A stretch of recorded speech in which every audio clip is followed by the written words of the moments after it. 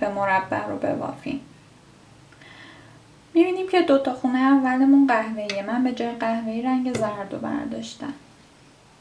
اون آبیه رو که همونجا ولش میکنیم، فعلا دیگه کاری باهاش نداریم. فکر میکنیم که دوباره همون راه آبی رو میخوایم پیش ببریم. در اصل ببینین الان اگه میخواستیم آبی رو ادامه بدیم از زیر چوب هاف ادامه میدادیم. خب من الان زرد رو میارم از زیر چوب هاف میرم، ولی دقت میکنم که الان 2 تا مربع قراره ببافم، پس 2 تا از زیر 2 تا تار ردش میکنم. میارم اول کارمونم که گفتیم یه حالت گره میزنیم، یعنی میدیم میره پشت کار به این صورت، بعد میکوبیم که کیپ بشه. یکم بلندتر بدیم پشت که بمونه. من این کوتاه بود در اومد. در نیازی به شونه نداریم برای کوبیدنش، با همون دستم میره پایین. حالا این دوتا رو بافتیم، یه رنج رفتیم، رنج دوم باید برگردیم از زیر تارای زیر هافمون ردش کنیم. حواسمون هست جمع نشه، دقیقا همون کارهایی که قبلا انجام میدادیم، ولی خب داریم تو مقیاس کوچیک‌تر انجام میدیم. الان 2 رنج رفتیم، دوباره رنج سوم از زیر تارای رو رد میشه، رنج 4م از زیر تارای زیر، همینجوری میریم تا 10 رنجمون که میشه یه خونه مربع کامل بشه.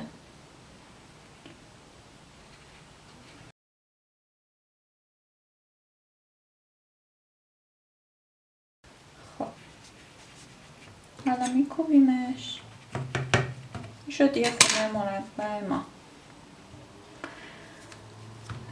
خب این دوتا رو بافتیم. الان بعدش چیه؟ 1 2 3 تا خونه قرمزه. زردمون رو همینجا فعلا ولش میکنیم، نخ قرمز رو برمیداریم یا حالا هر رنگی که میخواین جاش بزنیم. خب دوباره شروع میکنیم. قرار بود که شروعمون از زیر چوب هاف بود دیگه. 1 2 3 تا جدا میکنیم، از زیر این 3 تا ردش میکنیم و اول کارمون رو گیر میدیم.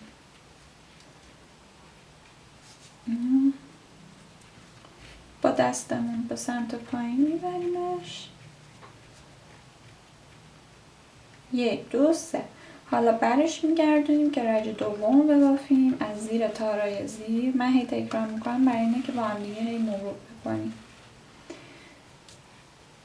دوباره این الان 2 رنج. 1 2 3. ببینید اگه خیلی بکشین این جمع میشه، با حواستون باشه که کم کشیده بشه. اگه دیدین زیاد کشیدین میتونین دوباره بشکافین و دوباره ببافین.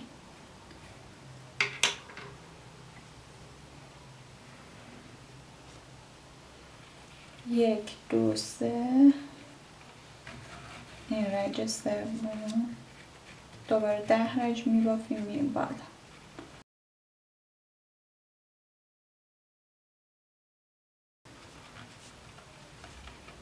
این نخ قرمزم یکم از بقیه نخام کلوفتره. فکر کنم 8 رنج هم کافی باشه به جای 10 رنج. تقریبا هم اندازه زرد بغلی شد.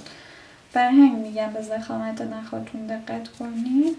شاید یه وقتی لازم نباشه که تا 10 رنج بریم بالا. خب این هم تموم شد. بعدی چیه؟ 1 2 3 4 تا قهوه‌ای. این زرد رو دیگه کاری نداریم، اینو میذاریم سر جاش باشه. یه زرد دیگه برمیداریم. 1 2 3 4 تا. گره اول یادتون نره، بدیم بره پشت دار، پشت چله ها، بیاریمش پایین.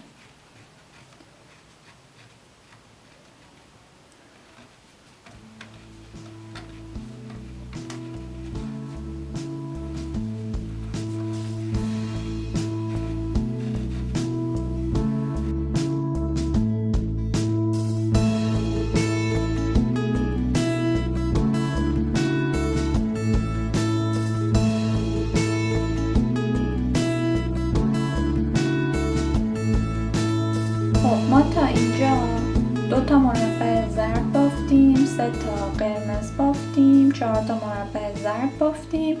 ادامهش رو دوباره همینجوری که پیش رفتیم با نخهای جدید پیش میریم تا اینکه این یک ردیف رو تمومش کنیم. خب ما ردیف اول مربع‌های طرحدارمون رو رفتیم، میخوایم بریم ردیف دوم. رنگ سفید که توی این نقشه میبینید یه رنگی حالا براش برمی‌داریم، همون رنگ زمینمون هستش که دیگه توی نقشه رنگ نشده. اما کاری که ما میتونیم انجام بدیم اینه که حتما لازم نیست توی گلیم کرباس وقتی داریم میبافیم ردیف به ردیف بریم جلو. ما میتونیم الان این حالت مثلثی رو کامل ببافیم بدون اینکه بغلش رو زمینش رو بافته باشیم. الان این نمونه رو براتون میرم جلو ببینید چطوری میشه. قرمزمون توی ردیف بعدی یه خونه اون وسط هستش. ما باید نخمون رو همونطور که رد میکردیم ببینید الان از این نخ قرمز میخوایم استفاده کنیم. 3 تا مربع پایینی رو که زده بودیم مربع وسط بالا رو میخوایم بزنیم. میایم به همون روال همیشگی ردش میکنیم از زیر چوبه ها، میاریمش وسط اون 3 تا مربع قرمز. از اینجا شروع میکنیم. این 2 تا تار باید بافته بشه، این جفت تار که میشه یه دونه خونه مربع وسط این 3 تا. خب از زیر میبریم، حالا از زیر چوبه ها هر یک پیچشی که داریم الان انجام میدیم برای این یک تک خونه یک رج محسوب میشه. تا الان من 3 رج بافتم. این 4، 5، 6، یه دستی میرم که شاید بهتر ببینید، 7،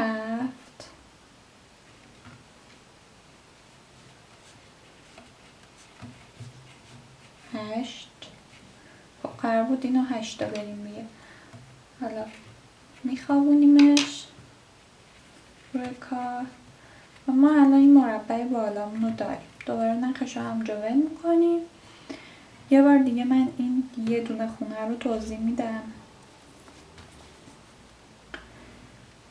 ببینید روال عادی رو برمیگردیم میرسونیمش به همون خونه وسط.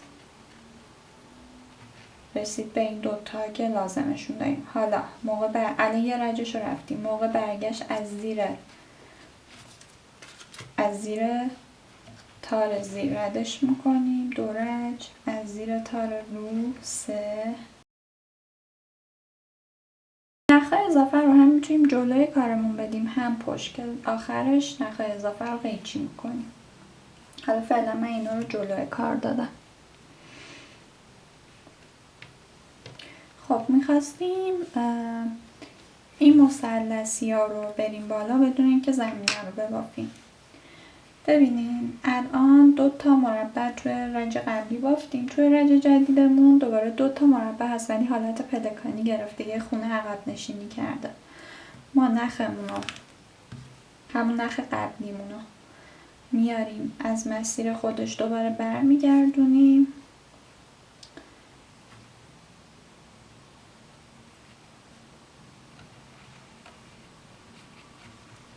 باید بریم روی قرمز ردیف قبلی و از بغل این مربع قرمزی که الان بافتیم برمیگردیم تا 2 تا خونه برمیرفتن. 2 تا خونه رو برمیگردیم 3 رج، 4 رج، همجوری میریم تا 10 رجمون کامل بشه.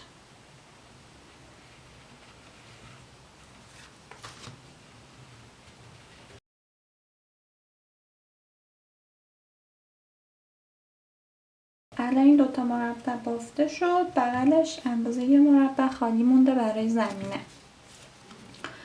اون سمت هم همینطوره، از همون زردی که داشتیم استفاده میکنیم. اندازه 2 تا مربع میبافیم.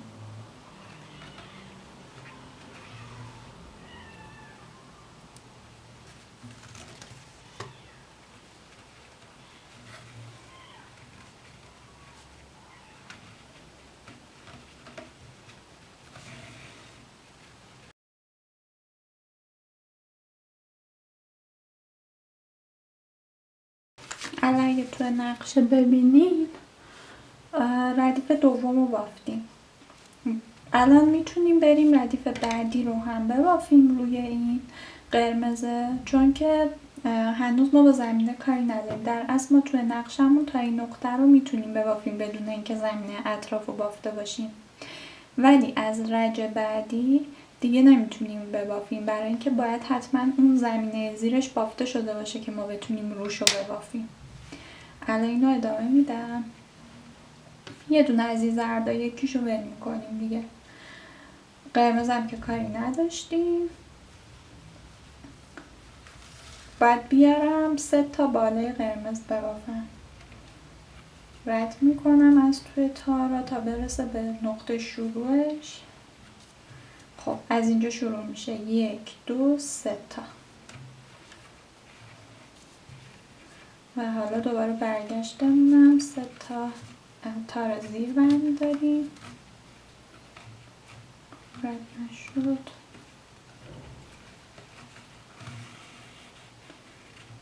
الان 2 رج بافتیم.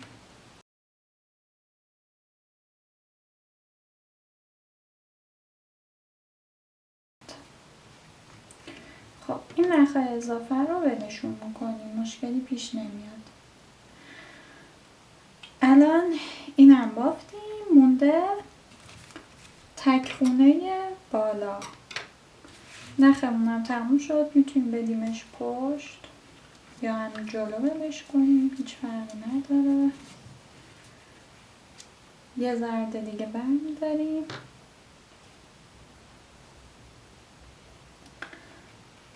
از این وسط رو قرار ما ببافیم دیگه.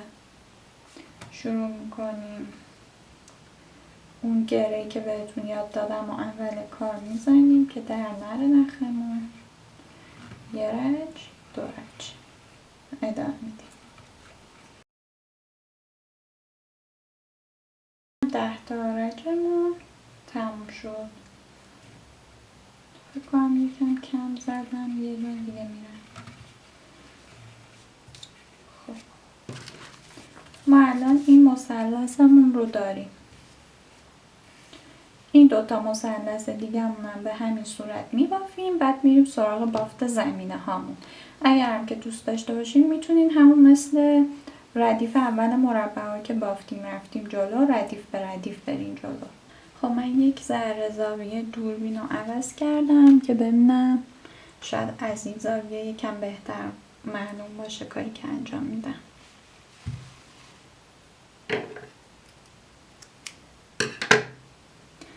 نخ زرد رو برمیداریم.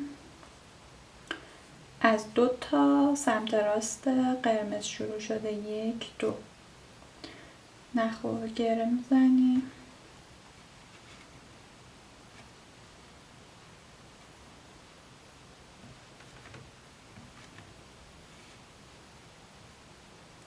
اون نخ قرمز رو میدم پشت برای اینکه دیگه بهش نیازی نداریم. رفته روی قرمز قبلی و 2 تا خونه هم هست. 1 2 جفت داره زیر و رو. من نقشه رو میذارم کنار.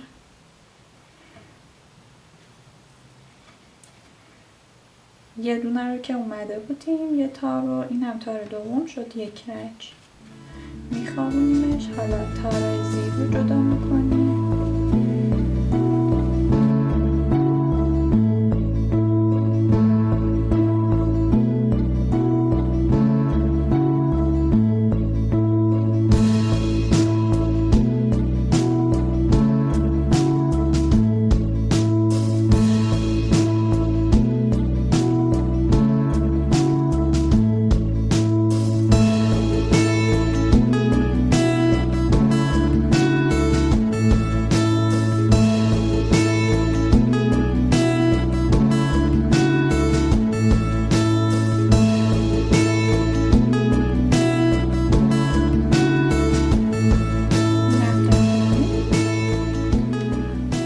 مثلثمون کامل شد.